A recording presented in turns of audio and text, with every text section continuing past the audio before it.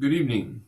I'm the Mad Monk. I'm coming to you from the apocalyptic ashram Hawks Haven, and I'm bringing to you principles of yoga. And it looks like Haas is going to join us for this introduction. Come here, Haas. Over here. Over here. Hey, come on. Okay, that's a good boy. All right, that's great. That's great. Pets. Um, is that a command? No. Maybe it's just a suggestion. Hey, you want to pets me? Oh, you're here too now, huh? Great. All right, guys. Anyway, yeah, so here we are. This is how we do yoga before we go to bed because the last couple days has been really, really busy. Hey, guys, really. All right, lay down. Come on, lay down. Lay down. Lay down, turkey. Come on, lay down. Okay, that's much better. Okay, that's so much better. Thank you. Lay down all the way. Okay, very good. Okay, so this is how we do yoga, right? I mean, like, I didn't think, I didn't think the video was going to go this way, but um, you just roll with it. You trust in the process of life, And they were like, "Dude, you've been gone. You've been really busy the last few days, and we just want to hang out, huh? Right? Because they're always in the now. They're always in the right now, and for a lot of right nows, I wasn't around for them. So they were like, "Hey, now that you're here right now, we're gonna hang out." So yoga helps us to recognize that now moment. If if our thoughts are in the traumas and the experiences of yesterday, and yet, or our thoughts are in what might happen tomorrow, because somebody somewhere said something, and when somebody somewhere says something, it's usually something to be fearful about, right? Especially if it's broadcasted on the television programming, right? Media. It's a way of sharing an idea or news with the masses, right? I mean, that's normal. But we also have to recognize that the power of the internet has brought every problem from everywhere in the world into our space. MySpace, right? Years ago, there was a MySpace on the internet, but there's also a MySpace right here, right now. And MySpace, I'm choosing to share with two of my canine companions that want to hang out. But I'm also choosing to share my time. Hey, come on, lay down.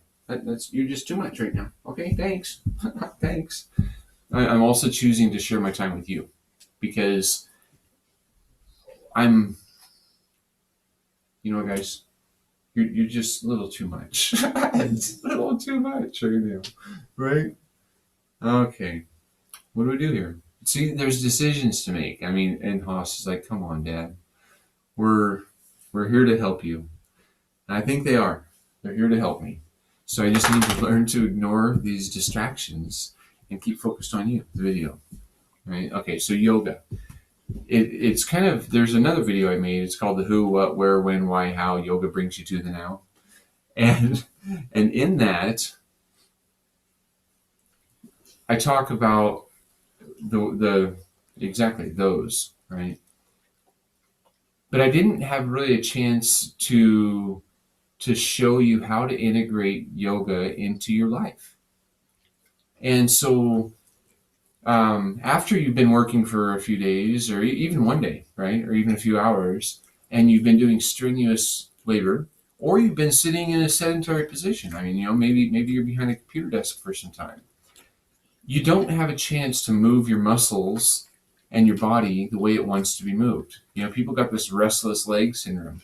I really think that if they were to walk 4 or 5 miles a day, or even 1 or 2, I think that their legs wouldn't be trying so hard to get blood to them that they start jumping around, right? Because when you start using your muscles, you bring blood to them, and blood. That's our life. It's our life force. Hey, really, dude, dude, that's not appropriate right now. Okay. He's like, I don't care. I'm just trusting in the process, right? Because you just do what you're supposed to do right now. Anyway, how to integrate yoga into your right now. And so if I were getting frustrated because these guys are demanding of my attention so much right now, um, I would shift my breath, breathing in through my nose, into my lower diaphragm, into my chest, just being aware. Because when I'm aware, I can see multiple perspectives of something. I'm not stuck um, in like a mindset of, oh, this is happening to me. I'm trying to shoot a video. No, it's happening for me. These guys say, hey, we like to have you in our life, and we want to hang out, and I mean, you know, they are a DOG, a reflection of God, right? And what if seriously? Come on now. What if the creator of everything that is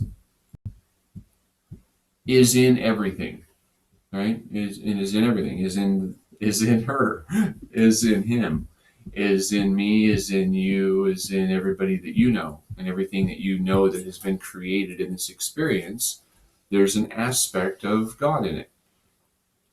And so I was in the military for 9 years, and I learned a lot of acronyms, and I recognized that what if God, big G, big O, big D, because we're supposed to proclaim it, right? If What if that's just the creative energy that's behind the ideas or the direction of growth, oneness, and a divine way of interacting with each other, right? And I was like, okay, well, that could be a unifying belief, because everybody I talked about it, they didn't really deny that those are three attributes that most people would believe a creator holds, right? And so that force, it tells an ant how to be an ant. It just knows. It just knows, right?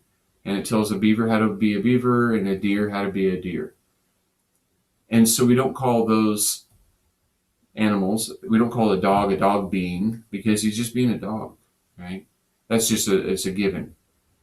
And most dogs are, if you give them a good environment, one that they can trust, they're usually pretty loyal and loving, and and they know where their FOOD comes from, right? They know that the source of that. And so it's a pretty symbiotic relationship, man's best friend, right? So what yoga does is yoga recognizes the opportunities that we as human beings, because when we're a human being, we can be all sorts of things. We can be human, or we can actually even be humane, or we can actually we can create things, or we can destroy things, and we can love an experience, or we can hate an experience. And so if I'm a hateful being, if I'm being hateful, I'm still being human, because all of these are possibilities, right, of what we could participate in. And so yoga helps you to recognize that right now moment where you get to choose how you want to be. Because if we're locked in an idea of what we were yesterday, or we're worried about what somebody else thinks of us, or what they might be thinking of us, maybe they're not even thinking that, right? Maybe it's all just an imagination that is running in your mind. And sometimes these ideas, they run one time, and then they run a little stronger another time, and another time, and another time, and another time. And then people get manic, right? I mean, because there's a strong belief now through the repetition of suggestions that form a belief, right? If you hear a certain thing often enough and it's from a reputable source, I mean, if it really feels like that's you talking to you, um, there's there's beliefs that can be associated with it, and then there's actions that could follow those beliefs that maybe aren't aligned with our highest good. So if we're always in the now, we're recognizing our ability to create or consume, be angry or happy, be healthy or unhealthy. Are we going to? We have to choose what we consume on all sorts of levels. From what we hear to what we put our eyes on, what we're watching all the time. Um, what we eat, what we breathe, um, what we drink. Yeah, everything that we're consuming into this life experience, we need to be doing it consciously because, well, you can build a better life experience, one that where it's actually pretty easy to go to sleep. You don't have to have pills. I'm almost 50 years old, and I don't have any pills. I don't need pills to wake up. I don't need pills to lay down. I don't need pills to um, anything. And that's I I feel that that's because I'm living a very naturally inspired life. So in this naturally inspired life, I've learned from what nature, the divine design, that can't be advertised away from living. I mean, like if it was really cool for the dogs on television to, I don't know, what would a dog not it, just hop around like a bunny rabbit all the time, right? Most dogs won't even accept that as a realistic opportunity. I mean, that's not what they're created for, and they're pretty confident that the way they're walking is probably the most efficient way to do it, right? But what if a human watches television and sees another human doing something that they wouldn't normally do, and because they're popular, they start doing it, right? And so that's where there's there's we that's where we should be careful of who we look to as mentors, because if the mentor isn't teaching you something that's going to make your life better, well, I wouldn't want to give them too much of my time, right? I don't want their ideas.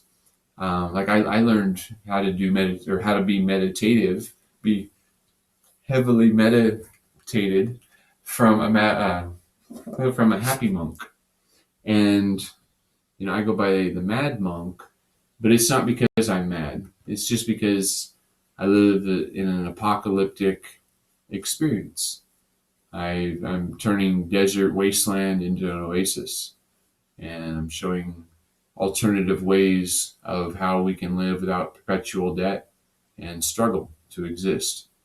So, and how that can be implemented by everyone everywhere, because that's how nature works, locally.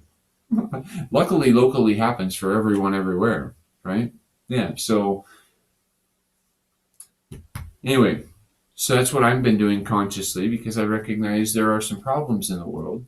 And so I spent a lot of time in meditation and contemplation on what are the roots of the problems. And a root of the problem for stress is just simply the struggle to exist. Every month it requires money. And so for every dollar that it requires, you need to work a certain amount of time.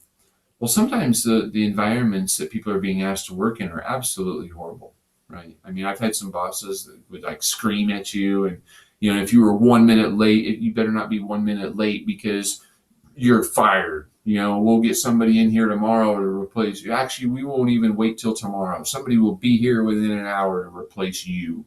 They make you feel worthless. Who wants to stick around for that all the time? And so anyway, so I said, hey, I don't like to do that. So I started my own business. And then I did that for a while, and it gave me the opportunity to kind of step away for a while. And when I stepped away, I started asking a lot of questions. And when I was asking all these questions, we have the internet now, right? You type in a question and you can start searching for days on any topic or weeks. And so I was able to do that. And I started recognizing that there were solutions to all these problems that people are facing.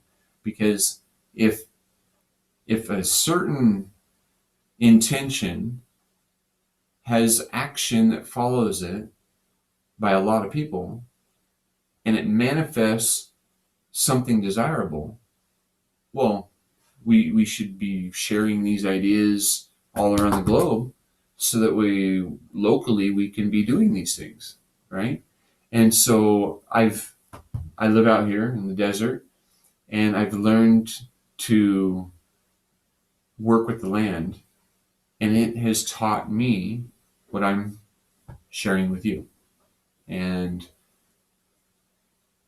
the principles of yoga, it's simply its tools like an instruction manual on how to use this human body. And if you've not had your instruction manual, sometimes maybe stress or disease or limitations of movement, all of these things are present. So I'm going to start doing things because that's the best way to do it, right? So one of the things that we can do is we can use our canine friends, as tools. We can integrate them into the experience. And so like right now, I'm stretching out my lower back. And by stretching out my lower back, I'm pushing my chest forward. I'm being aware of everything that I can be aware of about my body right now, right?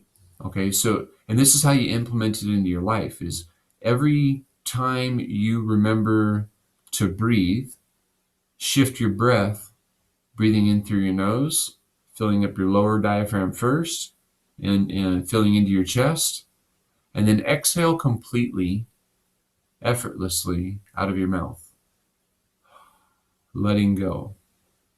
So you're inhaling deeply, slowly, and letting go effortlessly. So right now I'm pushing my chin up into the air.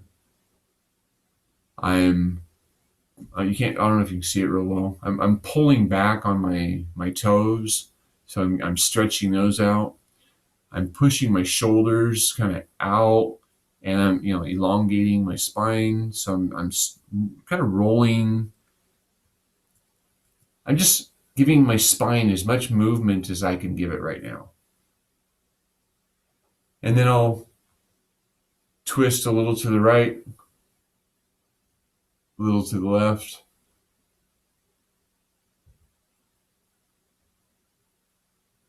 Pushing, breathing in deeply, feeling that expand.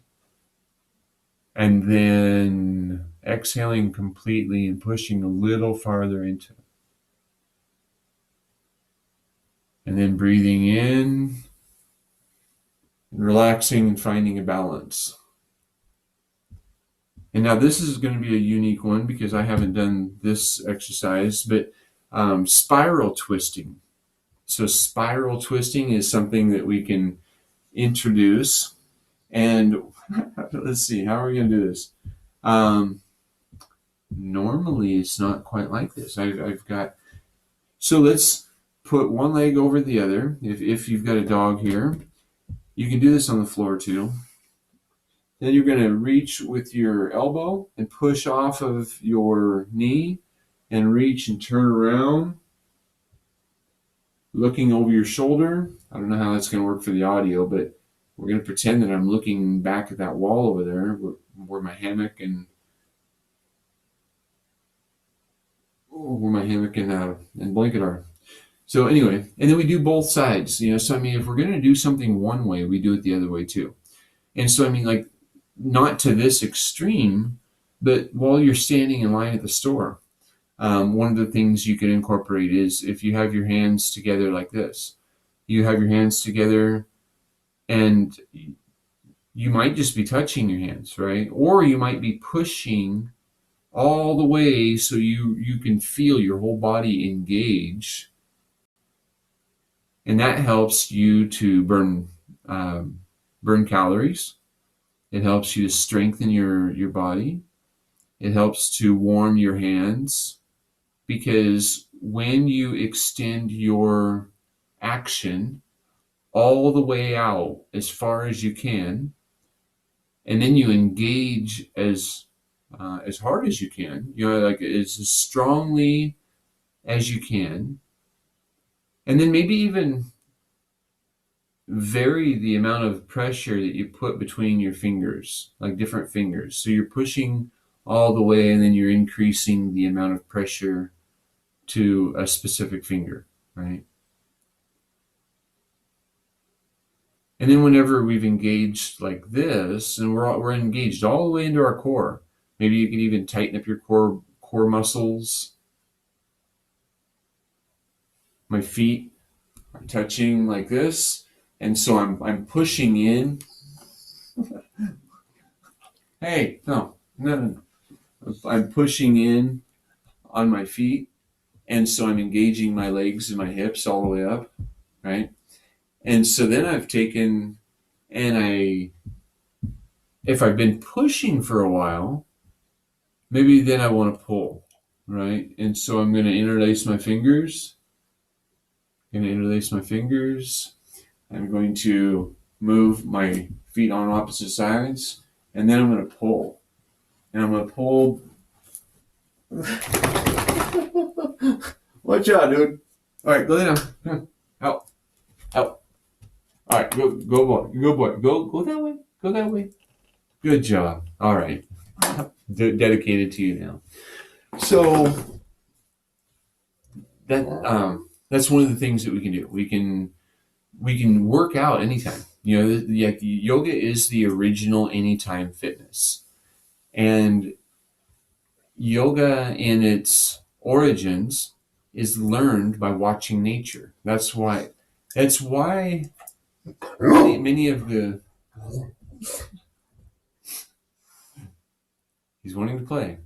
That's why many of the asanas, the poses, the postures, the ways in which we manipulate the body, it's why those often have animal names. It's not because it's like you get, I don't know. I've watched a lot of criticism of yoga by people who are fat and unhealthy and unhappy, right? So the criticisms of yoga, they say, oh, they worship deities. Oh my God. Well, no, I don't really think that it's worship of a deity so much as a thankfulness and acknowledgement of where the information was learned from, right?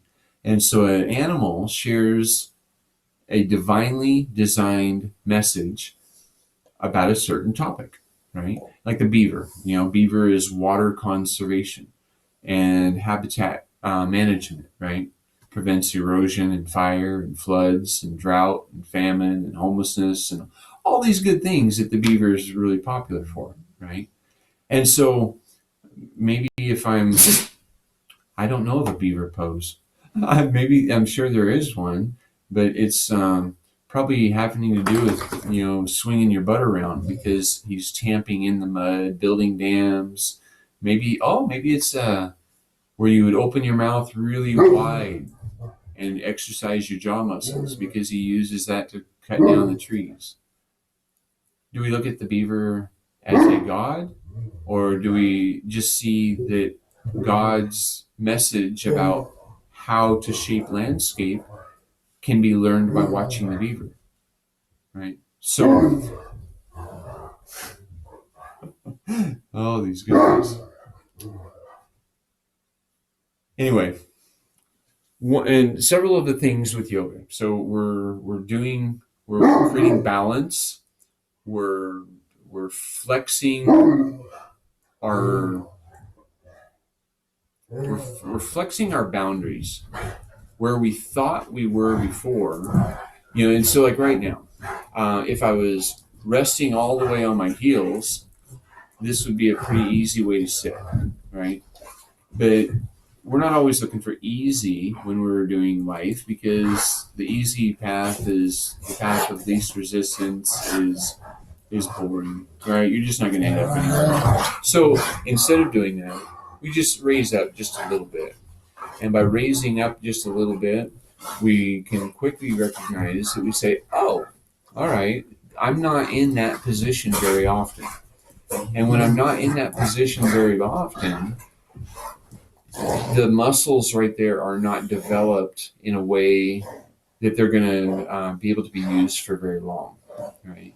And so, and when something starts to get a lot of use that hasn't been used before, it can become very uncomfortable, right? And so, if it's very uncomfortable, sometimes people quit, and then they say, "Whew, that was tough." Sometimes you push past that pain to achieve what you desire. And right now, I desire to sit back down on my butt, and I'm going to now stretch those muscles out, because now you're using the muscles. You want to stretch them out too. So that's how we prevent injury. And so what I'm doing is I've got my feet sole to sole, and these are really great exercises to do right before you go to bed. I mean, it's not like high impact. It's not getting your heart rate up, but it is. It's centering, right? And it's burning up the last bit of energy that you have of the day in a creative way. So I'm pulling my shoulders back. I've got my hands, I don't know if you can see that, I got my hands cupped over the end of my toes. And so I'm pulling back on my toes, and I'm pulling them right up into my taint. Right? It's right there. I'm pushing with my muscles. I'm pushing my knees down as far as I can, and you don't get a whole lot of ground, or well, I don't yet get a whole lot of ground pressure down there, because just getting to the ground is almost an advanced practice. When I first started doing it, I couldn't get them all the way to the ground. But I'm not going to do it right here just so you feel good. I'm sorry. I mean, if I didn't have anything to be able to teach you, if I wasn't displaying what I'm teaching, then I would think that you should probably find a teacher that can inspire you, right? And that's what we're supposed to be. Is we're supposed to be inspiring each other. I had a hi friend, come on over here. All right, that's good.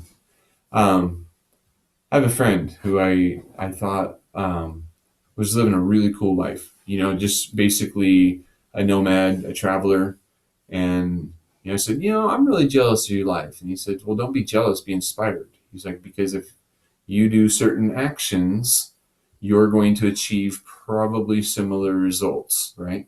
And I was like, yeah, that makes sense. So anyway, what we do, what we think about, what we build builds who we are and our life experience. So when you're stretching and you're feeling that that pressure, I mean, I hate to call it burning, because it's not like it's burning, but there's a definite pressure, and you're pushing on boundaries that you've held before, right? And when we push and hold into that boundary, then we grow, right? And so that's what one of the things yoga teaches us is about how to grow. Now I've held that for a while. I try to do each pose, each posture, each asana. I'm trying to, like help you understand what, I mean, all it is a way in which we know we can exercise our body to maintain alignment, to maintain strength, flexibility, and balance. And a healthy posture helps your blood flow better in your body, and your blood is carrying your energy, your oxygen, your hydrogen, all of these things that your muscles are using, the proteins, nutrients. I mean, it's all being carried to the muscles that are being used. And when we get injured, sometimes people go into a state of, well, can't do nothing. And that's not the way it necessarily needs to be, because healing can be greatly reduced if we're using what we have instead of babying it so much. I mean, I've broken a lot of bones, and I've lost a lot of skin, and yet still here I am, right? And yeah, and yet here I am. So right now I'm still stretching this out because Miss Colley came in here and she's still visiting. So one of the things that a dog can teach us is how to do planking, right? And so one of the planking things I'm going to do here is I'm just going to put my legs up on the hammock. And that gives me the ability of stretching out my wrists by moving forward and tightening my core by moving back. I can come in, I'm getting more weight over my hands, over my shoulders. And then when I back up, I've got more weight over my legs.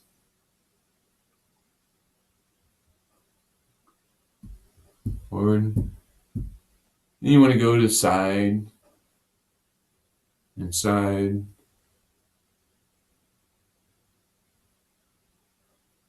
And then maybe raise a hand. And then come to the other side and raise a hand.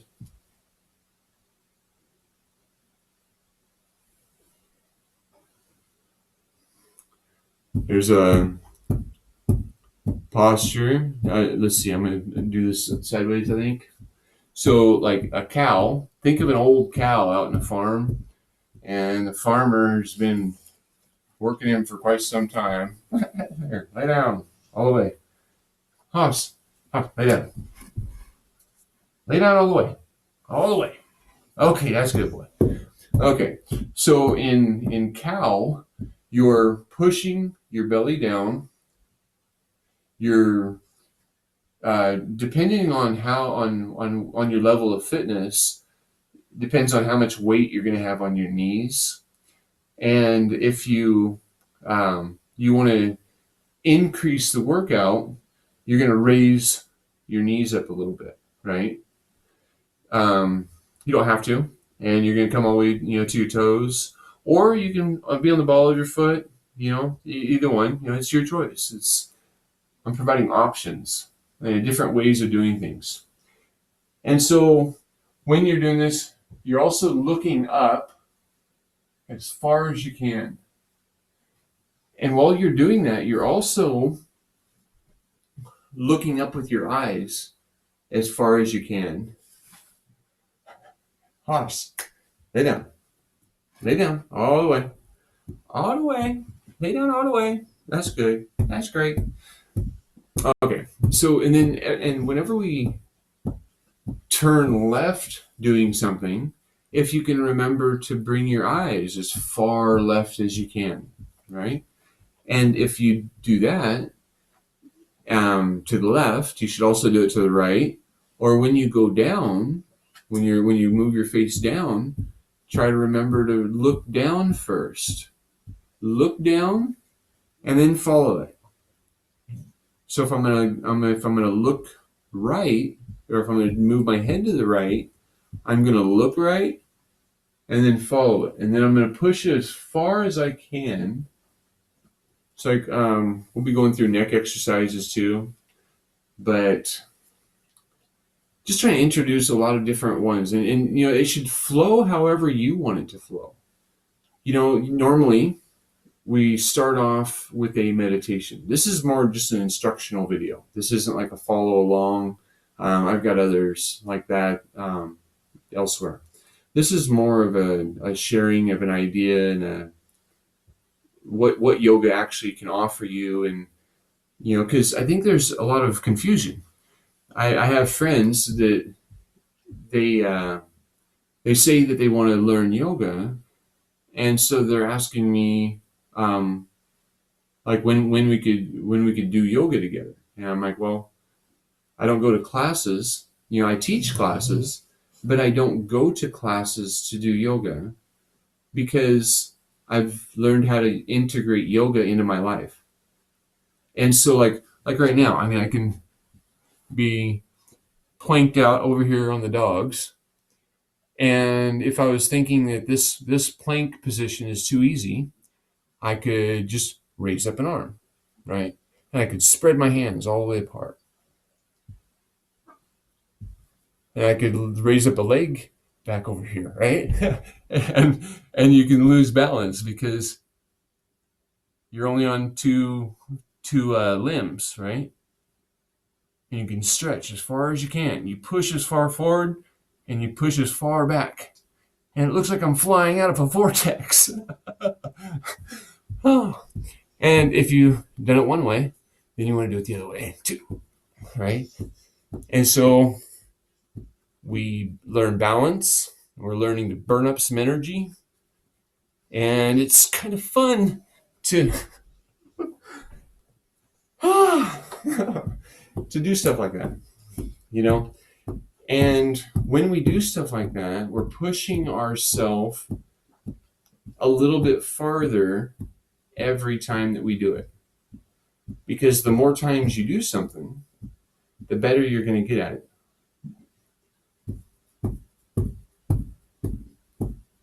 First time I tried to climb a rope,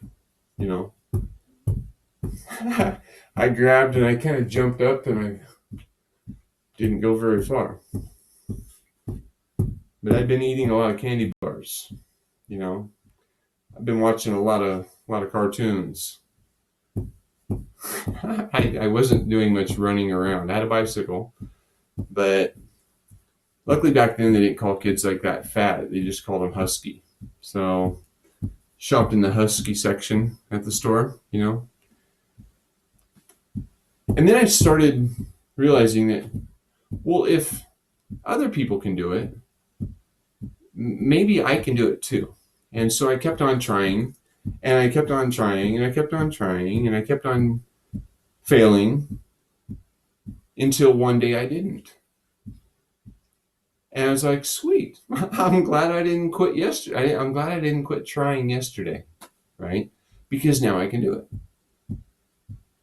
And if I would have quit trying, there's a good chance that never in my life would I have ever made it up that rope. Because if you can't do it, you can't do it. But I had a mentor one time, and he said, I told him I can't do that. And it wasn't climbing the rope, it was something else. But I said, I can't do that. And he said, whoa, hold on there, kid. He says, you forgot the magic word. And I said, what's the magic word? I said, please and thank you don't apply here. And he's like, no. He says, you forgot the word yet. And I didn't really understand as well as I was probably being expected to. I said, what do you mean? And he says, if you say you can't do something, you're never going to do it. But if you say I can't do it yet, that opens up the ability of trying to do it. So right now, I'm realizing that I wasn't really participating physically in this. So I'm going to do a spiral stretch while I'm sitting cross-legged, right? And I just got 2 pops out of my back, and they felt really good because it just realigned my spine. Because I've been moving a lot of heavy stuff the last few days. Video with the big dumpster full of cardboard. Yeah, that was a lot, thousands of pounds.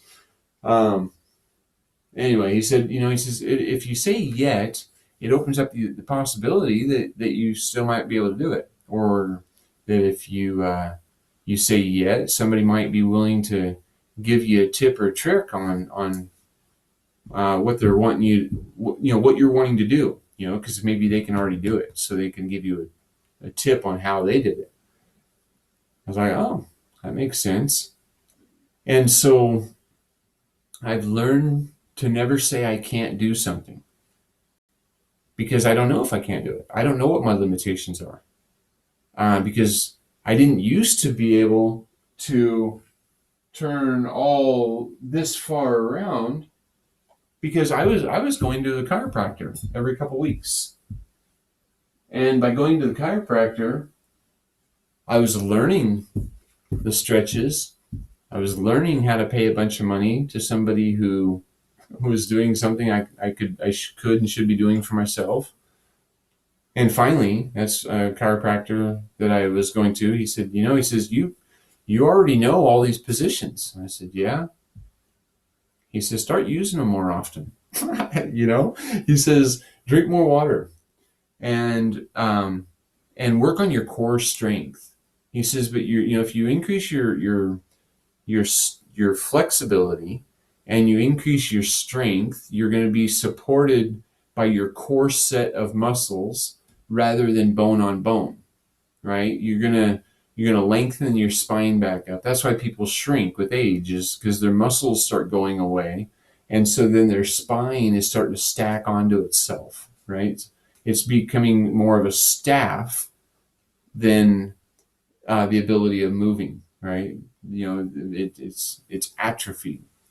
And so if we stretch and we improve our core fitness, and that's a key way to do that is planking in all forms. We can, these guys, you can move, just be creative in how you do it. If you do a back bend, that ends up becoming, some people call that a bridge, right? Or it can be whatever you want it to be.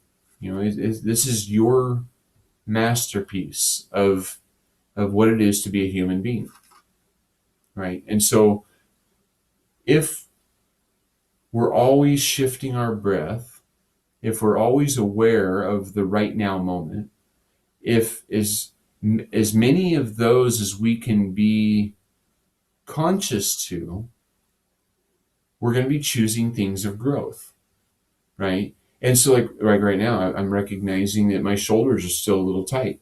So I'm going to twist my arms all the way I can this way, because I'm getting a torsional twist, and I'm moving my fingers. I don't know if you can see all this here. I'm twisting them as far as I can. I'm holding it, and I'm still focusing on my breathing. And then after I hold it that way for about 5 breaths, then I'll turn them the other way, right? And by turning them the other way,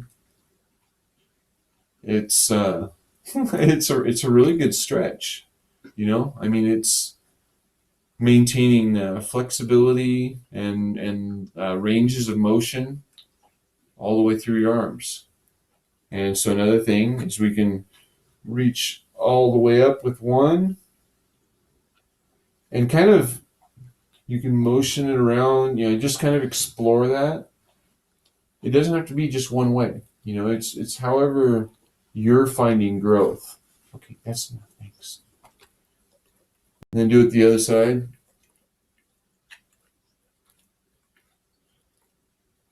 Incorporating the spiral twist if you want, But lengthening that spine, allowing your muscles to build And while you're stretching it all out, there's a lot of gyms, they're not promoting enough stretching. There are a lot of, I guess, life coaches or, health coaches. And stretching is so important.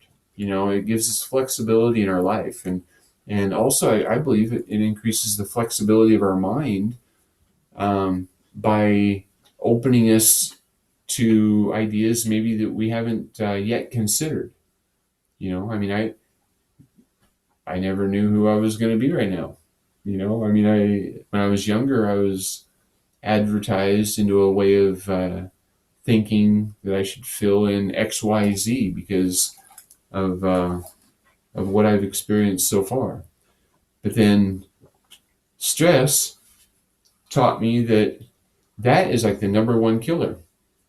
And so if I learn to manage stress and I can recognize the problems in the world by paying attention, I can spend some time seeing how nature solves problems and implementing and implementing those in a way that we can move in a different direction in the world, right? Because with the amount of trash that we're throwing away, um, we really shouldn't have people without shelter, suitable shelter. It doesn't have to be the Taj Mahal. It doesn't have to be anything super fancy, but something that shows their community still cares, that they're not freezing to death or they're subject to abuse. Something they should have a secure shelter. Everybody should. That's a foundation of a life experiences. I mean, if a squirrel can do it, we should be able to do it ourselves, right? But if I go dig a hole in a park somewhere that I can live in, somebody's gonna come with a backhoe and they're gonna fill it back in and throw me in jail for trespassing, right? But if I have a tarp tent and I sit at the fringes of society, or if I'm burdening a neighborhood, that seems to be much more acceptable by the current leadership that we're experiencing, right? And it's a problem in a lot of places. So it's not like it's, oops, that one slipped through the crack. I mean, we've got some real issues. And the amount of fires that we've been experiencing globally, that's because we have a dehydrated landscape. And the drought, again, dehydrated landscape. And the erosion is because the water that we do get is gone like that. We've been living in a product of erosion for several thousand years. And although some places on the planet have chose to put energy towards the solutions, other countries have just perpetuated paying at the problem, right? It's like a reaction instead of being creative with solutions. So yoga brings us to the now when we're making choices right now based on how we want to be. So anyway, I think that's about enough. Anyway, yoga, about burning up energy. Awareness of your breath, calming the mind, being able to relax your whole body. And after you've burned energy and you've stretched, there's a certain endorphins that are released. They're feel-good chemicals, right? They take away pain. And I like to sleep in a hammock, or I used to really try to find like the firmest mattress that I could find, And then I realized, I'm like, well, mattresses are expensive. And if I want a really, really firm mattress, I should just have basically a piece of plywood with a little bit of foam on it and that's been great.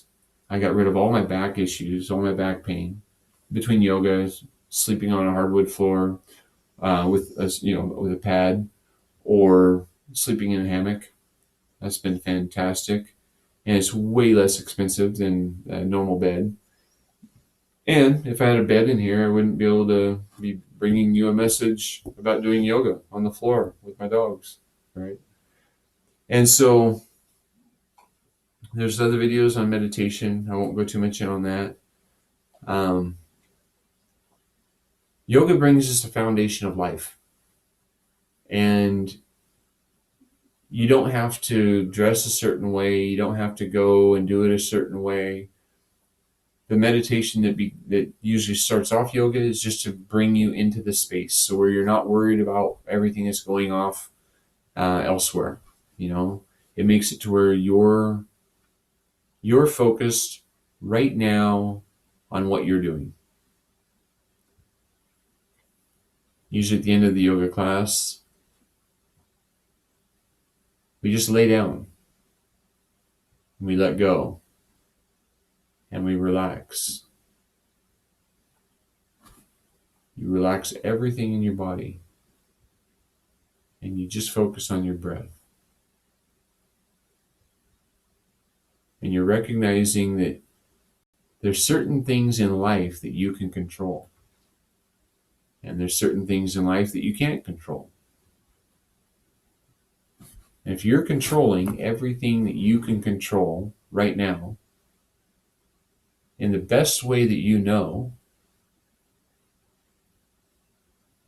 for me, I choose health, happiness, and abundance. And the abundance comes in many forms.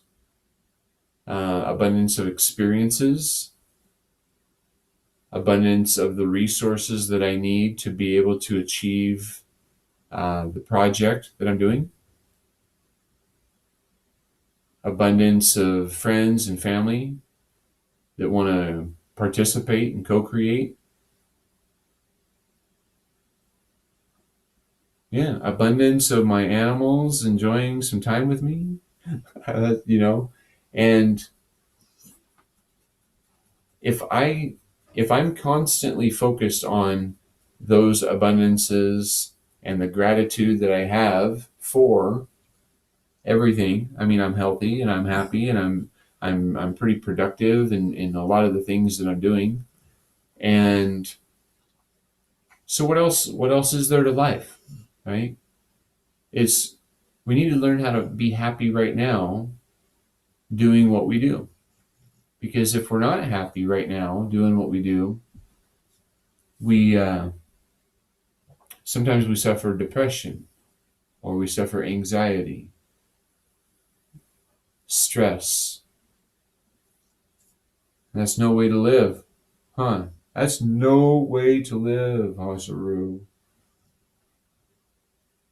So, anyway, we'll we'll catch you on the flip side. So, hey, excuse you. I was like, come on, Dad. Come on. Watch out. Move. We're going to shut this off. All right, buddy.